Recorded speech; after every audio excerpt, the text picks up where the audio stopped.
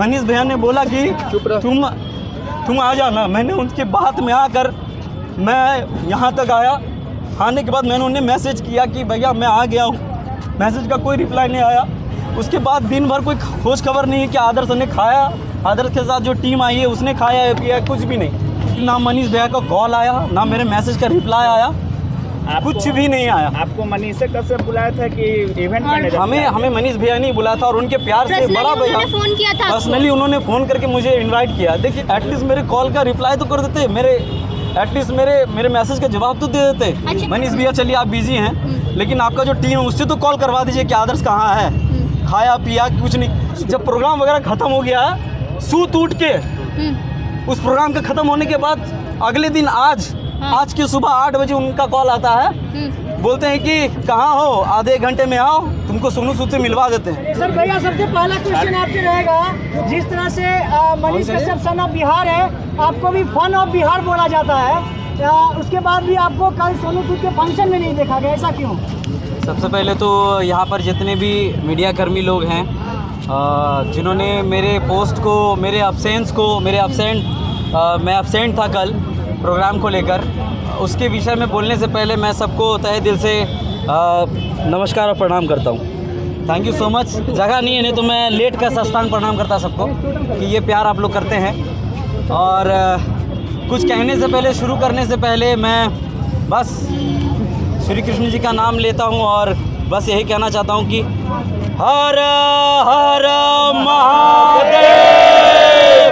आप चालू करते हैं सिलसिला। देखिए हमको नहीं पता कि गलती किसकी है, हमें ये बिल्कुल भी नहीं पता गलती किसकी है, कि मैनेजमेंट की गलती है। चलिए एक पल के लिए हम मान लेते हैं मैनेजमेंट की गलती है, ठीक है, लेकिन फिर कुछ पल के लिए हमें ये लगता है कि मैनेजमेंट की गलती कैसे हो सकती है, जबकि मुझे सामने से कॉल आया सोनू भैया का, सॉरी क्या नाम है हमारे, मनीष भैया का, ठीक है, मनीष भैया का कॉल आया। और मनीष भैया का कॉल आने के बाद सबसे पहले 2-3 हफ्ते के पहले उनका कॉल आया कि आदर्श, देखिए क्या है कि वो भी हमें मानते हैं, प्यार करते हैं, और उनका प्यार हम बड़े भाई के तौर पर उनको मानकर, हम एक छोटे भाई के तौर पर उनको जो है बात को सुने। उन्होंने कहा हमें कि आदर्श प्रोग्राम हो रहा है 21 को और 22 को बापू घर सभागार में, तो सोनू सूद जी आने वाले हैं, तो वहाँ पर सोनू सूद जी आपको सम्मानित करेंगे, आपको उस प्रोग्राम में रहना है, 21 तारीख को आपको रहना है।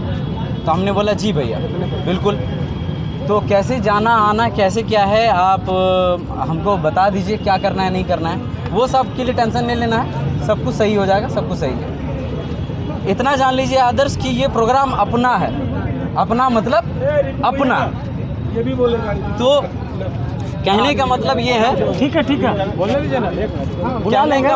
कहने का मतलब ये है कि जब उन्होंने कहा कि अपना मतलब अपना, तो क्योंकि चूँकि ये बिहार से है, बिहार का प्रोग्राम है, तो आदर्श अपने कंधे पर और दिल पर, जुबान पर ना बिहार को लेकर ही चल रहा है। मेरे हर एक वीडियो के लास्ट में बिहार और भागलपुर का जिक्र होता ही होता है। आप मेरे एक भी वीडियो को उठाकर देख लीजिए, मैं जब से वीडियो बना रहा हूँ बचपन से लेकर अब तक और आगे भी बनाऊँगा तो बिहार का जिक्र करूँगा ही करूँगा, और उन तमाम लोगों का जिक्र करूँगा जो मेरे साथ मेरे दुखी वाले घड़ी पे खड़े हैं और हमेशा खड़े रहते हैं। तो मैंने उनको चूँ से चाह तक नहीं किया, मैंने उनके बात पर अमल किया। मैंने बोला ठीक है भैया, ठीक है। मैंने ये तक नहीं बोला कि हमको कितना पैसा मिलेगा, हमको जाने आने का किराया क्या है, पेट्रोल का खर्चा क्या है, मैंने ये सब बिल्कुल भी नहीं पूछा भैया। और हमें 1 रुपया तक भी नहीं मिला है कि कैसे करके क्या कहता है आना जाना है, कैसे करके क्या है, मैंने खुद से ही, वो तो खैर बात की बात है।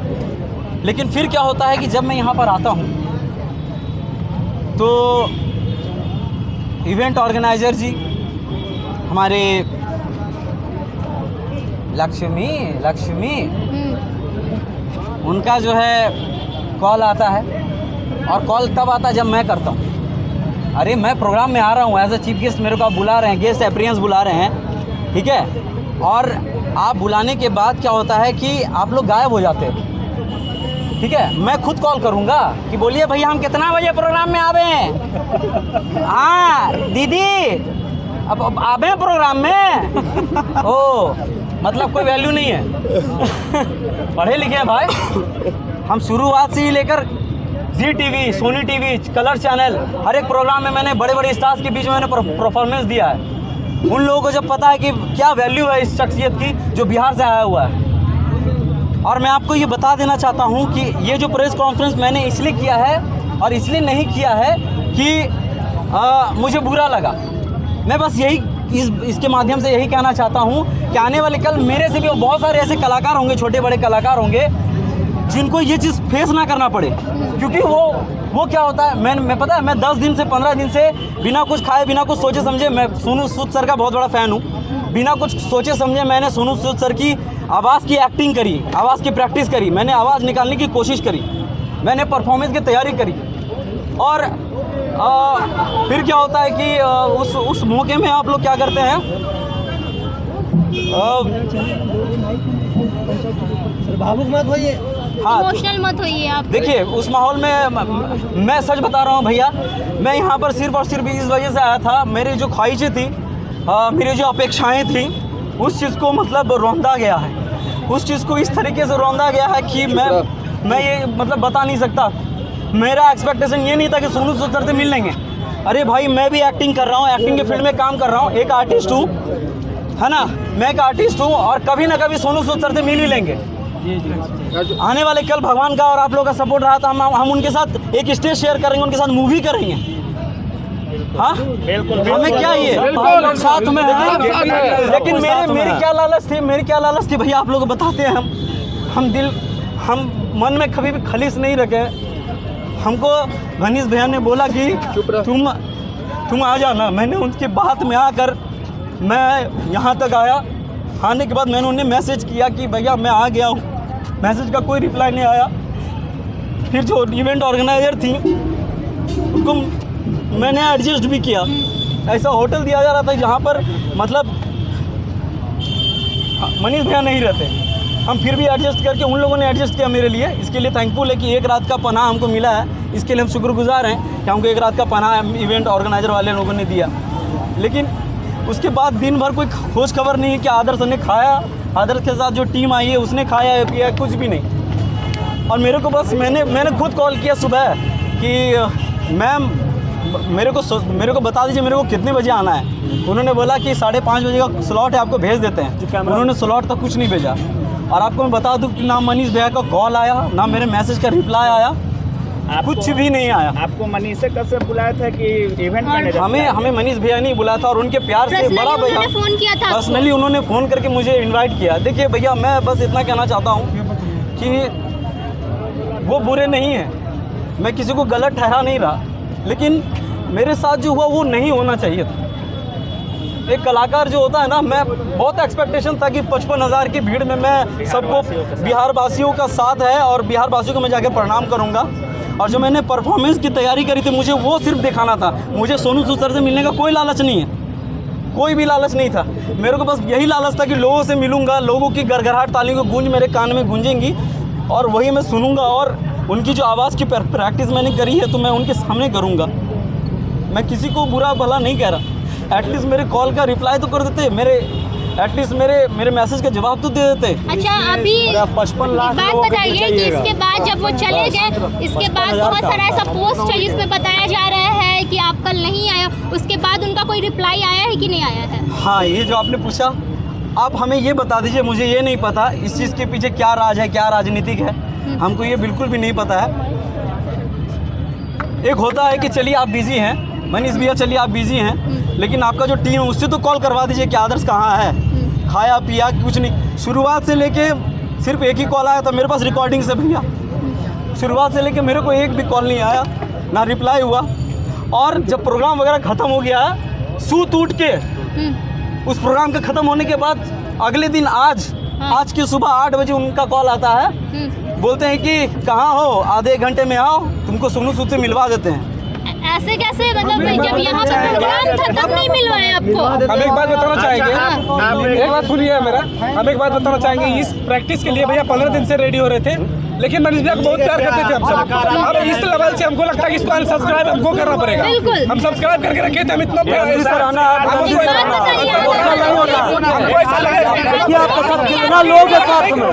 भैया कभी रोते नहीं है, भैया कभी लोग आया रोता नहीं है, लेकिन मेरा भैया रोया है, रात में रात भर रोया है, लेकिन उसको कुछ बर्बाद नहीं है।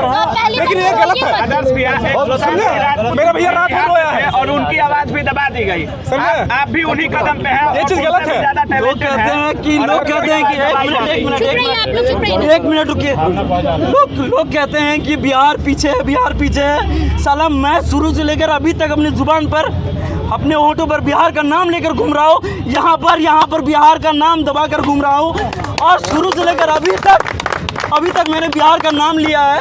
और उसके बाद आपका कॉल आता है और आप मुझे ये कहते हैं ना बिहार पीछे है, बिहार पीछे है, और बिहार वालों की वजह से बिहार पीछे है। बिहार के टैलेंट को रौंदा जा रहा है। अरे कम से कम एटलीस्ट कदर तो कीजिए। ना जाने मेरे साथ जो गिटार बजाने वाले भाई लोग, वो लोग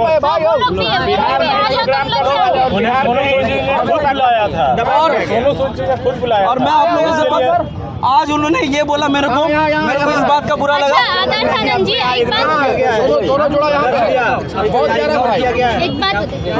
मुझे नहीं पता। और आज सुबह जो कॉल आया मुझे, आदर जी एक सवाल है, अभी जो ऑर्गेनाइज हुआ था तो टिकट का प्रमोशन क्या आप लोग भी किए थे?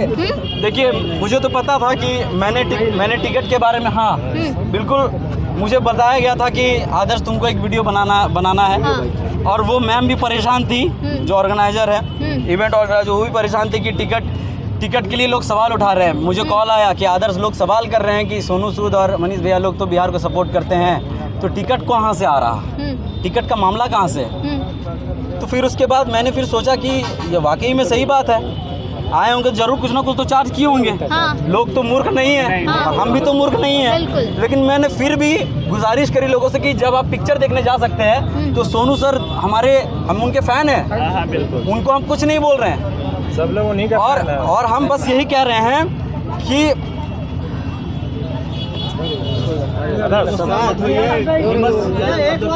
एकदम टाइट से रहना। 55,000 तक आप पहुंचने वाले थे, आज 12 करोड़ तक पहुंचेंगे। हम लोग बिहार में ही प्रोग्राम हुआ और बिहार के ही प्रतिभा को दबा दिया गया। इसके पीछे आप क्या कहना चाहिए? बिहार में दो ही आइडियल है भाई, पहला सुशांत था और दूसरा आदर्श था। दबा दिया गया।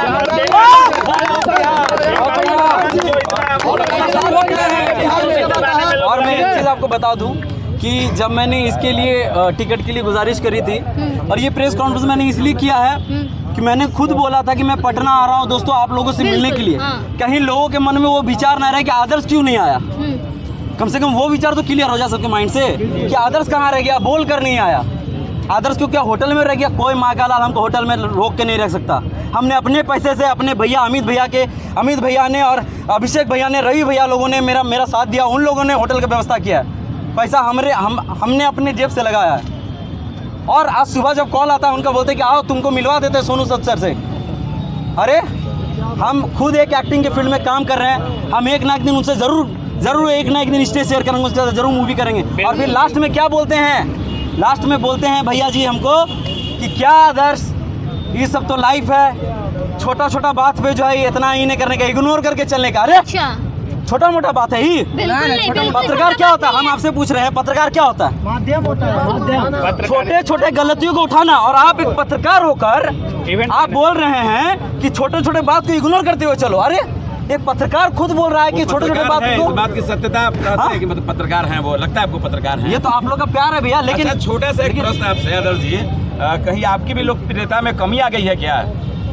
देखिए उनका का नाम होता है ना कि उनसे जो भी आदमी फाइट करता है तो लोकप्रिय होता है, तो कहीं मुझे लगता है लोकप्रियता भी एक विषय है क्या? ये देखिए ये सोचते हैं कि हमसे आगे कोई बड़े नहीं। बिहार में लोग सिर्फ और बिहार में जो अपने घर के आंगन में आप आते हैं, राजधानी में, उसके बाद इस तरह आपके साथ होता है तो कैसा लगा? देखिए पता है मैं पहुँचा, श्री कृष्ण जी ने कहा है श्रीमद् भागवत गीता में कि कर्म किए जा फल की इच्छा मत करे इंसान, जैसे कर्म करेगा वैसे फल देगा भगवान। ये है गीता का ज्ञान, ये है गीता का ज्ञान। और एक चीज़ और कहा है कि इस दुनिया में ख़ास तौर पर मैं जिनका महादेव जी का फ़ैन हूँ और श्री कृष्ण जी का फ़ैन हूँ, उन्होंने ये भी कहा है कि मेरी लड़ाई सिर्फ और सिर्फ मुझसे है।